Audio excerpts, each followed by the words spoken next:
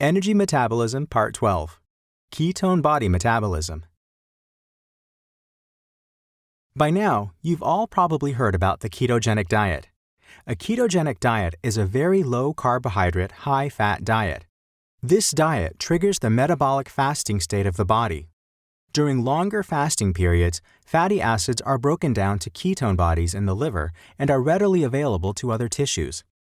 Extrahepatic cells, with the exception of erythrocytes, can use ketone bodies as an alternative energy source. Ketone bodies are water-soluble, energy-rich compounds that are easily transported across cell membranes. They include acetoacetate, β-hydroxybutyrate, and acetone. Actually, from a chemical perspective, β-hydroxybutyrate is not a ketone but an alcohol. However, it can be easily oxidized to acetoacetate and is therefore considered a ketone body. Ketone bodies are only formed under special circumstances. The first requirement is glucose deficiency.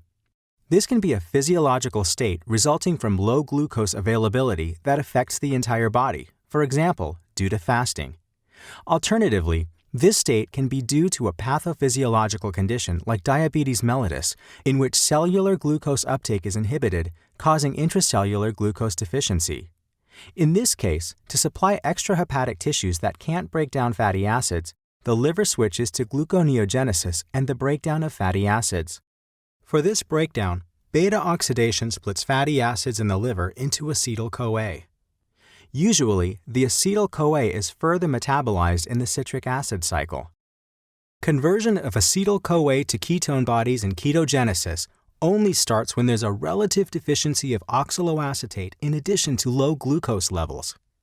This causes the citric acid cycle to come to a standstill.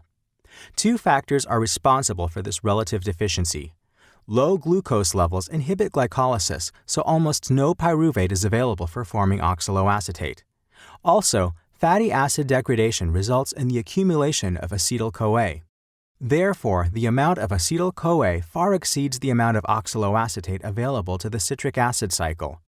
Although oxaloacetate is formed during the enhanced gluconeogenesis, it's primarily metabolized to glucose in this pathway. So, relative deficiency of oxaloacetate means an insufficient amount for the current demand. Now, let's take a closer look at the ketogenesis processes. During ketogenesis, two molecules of acetyl-CoA are initially converted to acetoacetyl-CoA. The reaction is catalyzed by the enzyme thiolase. In the next step, a third molecule of acetyl-CoA is used to convert acetoacetyl-CoA to HMG-CoA. The enzyme responsible for this reaction is HMG-CoA synthase. Afterwards, HMG-CoA is transformed into the ketone body acetoacetate by HMG-CoA lyase, cleaving acetyl-CoA from the molecule.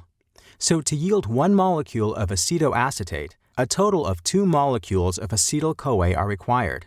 Beta-hydroxybutyrate is then formed by reducing acetoacetate, with this reversible reaction catalyzed by beta-hydroxybutyrate dehydrogenase. The liver doesn't use ketone bodies for its own energy supply, but releases them into the blood. This way, they reach extrahepatic tissues, especially the cells of the brain, cardiac and skeletal muscles, and the renal cortex.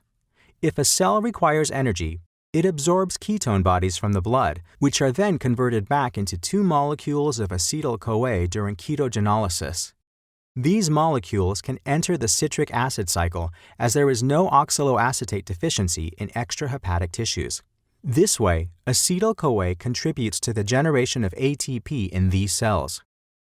The first enzyme involved in ketogenolysis, thiophorase, is only present in extrahepatic tissues. This ensures that ketone bodies aren't broken down again into acetyl-CoA in the liver, where they're formed. Thiophorase activates acetoacetate to acetoacetyl-CoA. The enzyme responsible for the next step is thiolase, which we're familiar with from ketogenesis and beta-oxidation. In ketogenolysis, it catalyzes the formation of acetyl-CoA. So we see that only acetoacetate and beta-hydroxybutyrate are important for energy metabolism. The third ketone body, acetone, isn't metabolized.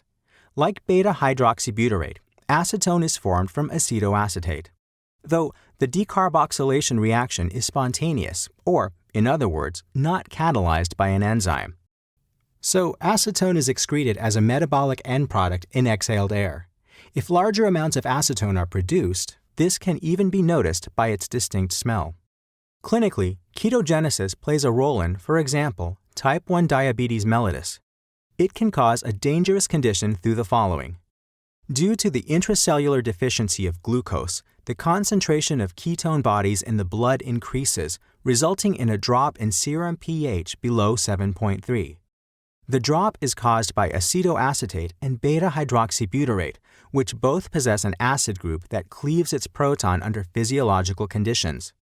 Ketoacidosis is defined by a low serum pH and high levels of ketone bodies in blood and urine, which can be measured in a diagnostic laboratory.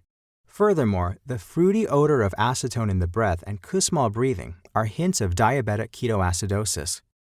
Acidosis can also cause vomiting, while hyperglycemia can lead to osmotic diuresis, resulting in large losses of electrolytes.